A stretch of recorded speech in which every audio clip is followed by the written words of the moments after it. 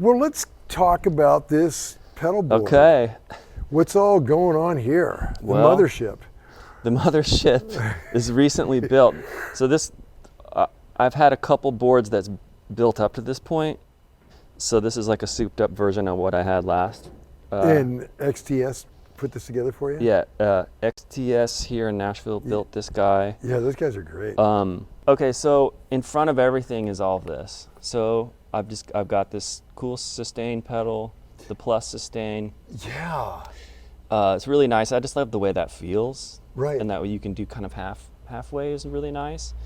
I don't run wireless. I want one less thing to worry about. So Sure. I do run a pretty long cable. So I've got a really nice buffer by 29 here that I think really makes up for the long ass cable.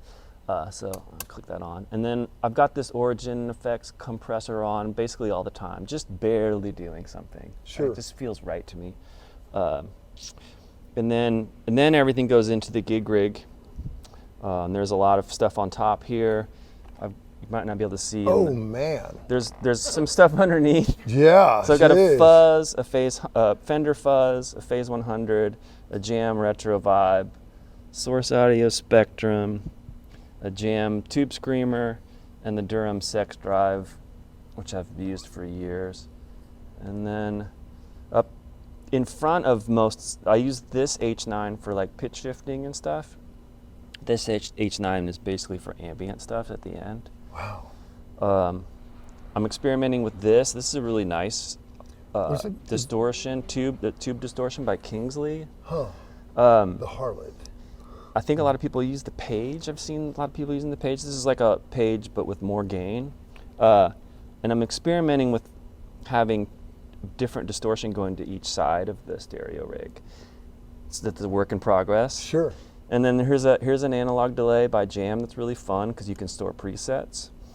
And then the Maris LVX, which is like crazy powerful delay. And I'm using it for very kind of simple, normal stuff, just tape delays for now. The new Pog is great because it has a screen. Wow. so you know what you're doing. You can save all your presets and name them and integrate it MIDI to the gig rig G3. Wow, that's the Pog of the future. The Pog of the future.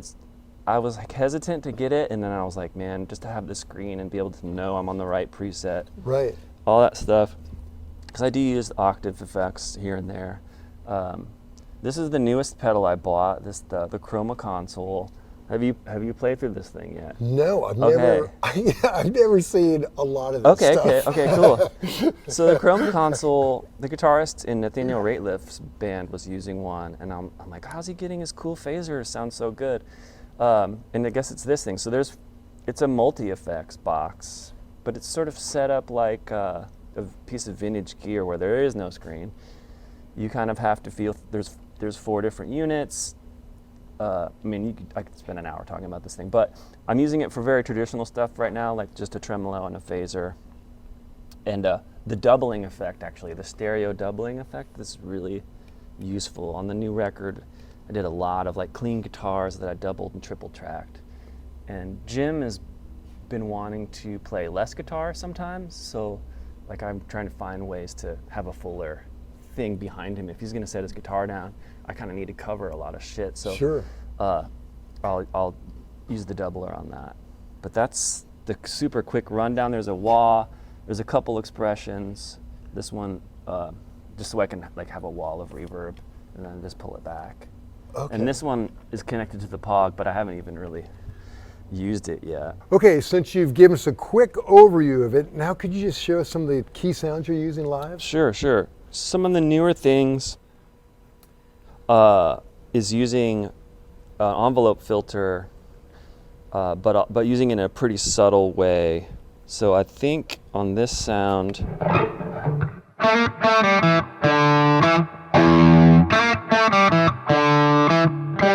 can hear it kind of underneath, but Yeah. it's blended. So the envelope filter is only on one side of the distortion, not on Wow. both.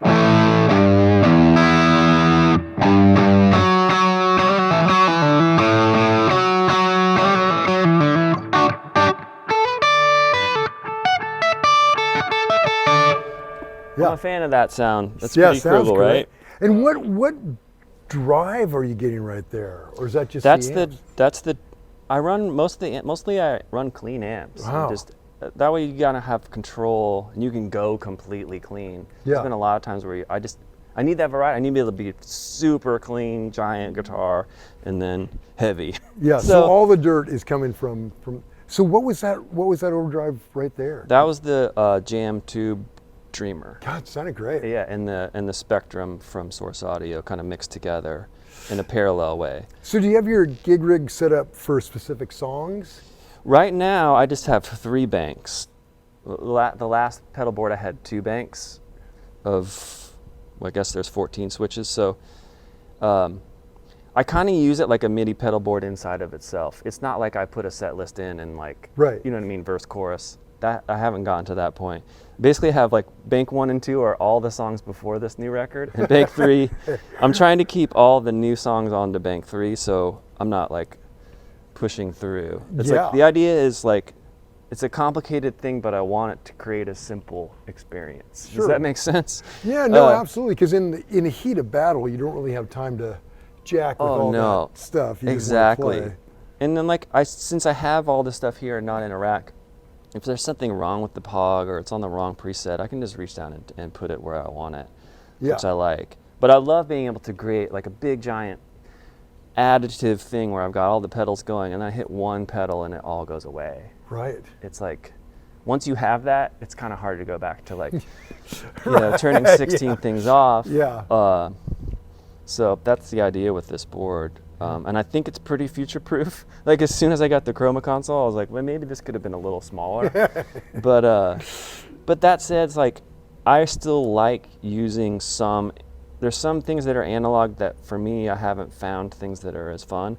Like for example, if I want to do a Leslie sound, it's more fun for me to do a real retro vibe going fast and a real phase 100 going slow in a stereo amp. That's how I built. Yeah, okay, So I saw you had the I have 100 under there. Yeah, the 100 and the, you might not be able to tell because you're only miking one cab, but, so that's the phase 100. Yeah.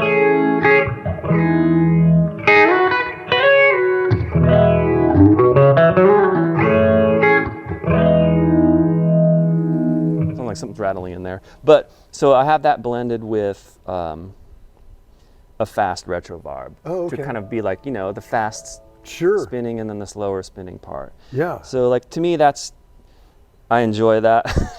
There's plenty of ways to get a phaser out of all these other pedals, but there's something about phaser that when you get a digital one, I'm like, I'm not sure. Yeah, yeah. There is something to that. Those old school, phase 100s, phase 90s, are just they got it right the first time, and that's like 50-year-old technology. Yeah. They're crazy. Yeah, exactly. But yeah, for like delays and reverbs, I'm pretty happy usually to use digital stuff. It doesn't, especially in a live context, I don't think it's a big deal. I did travel with full tone tape echoes for a while. Oh man. And we'd be playing a festival and the tapes would just melt, and I'm like, okay, yeah. They're at home. I use them religiously, but not on tour anymore. Yeah, right. Yeah. That makes sense. Now is this expression pedal there for your delays? Okay, so I want to hear a little bit of that if you.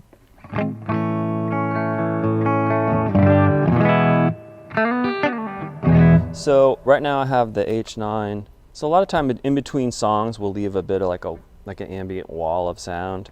So I'll kick on the H9. Its primary function right now is this. It's just to like end a song, end a big note. Yeah.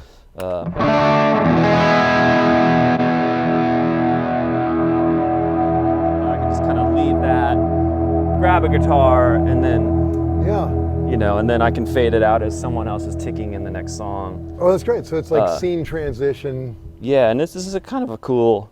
The roller feels kind of good instead of having another giant pedal there. Yeah. So that's the idea. I mean, it's complicated to be simple. Right. Trying to think what other new sounds there are here. It's mainly the integrating the envelope filter, and then and the doubling, which probably not going to be able to make out too much. Is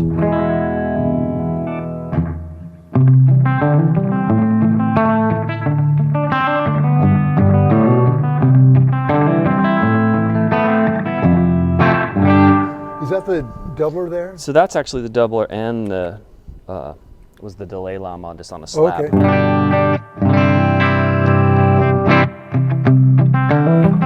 You'd have to have the other cab going to really hear the doubling sound that the chroma console makes, sure. But it's really nice. And then the classic stuff of just using the Pog. I mean, it sounds huge. The same as the last Pog, but like I said, I can make sure I'm on the right preset. You can make wah sounds out of that thing. You can do low pass filters, all that stuff. But for me, it was just the screen. I'm like, great, I know which preset I'm on. Yeah, I use it on a song called "Touch Me." I'm gonna scream part 2. This is a slightly different octave sound, but yeah, and this is just a fun. It's just a fun thing to feel like you can make that giant dinosaur sound. Sure, right? Yeah, God, it is huge.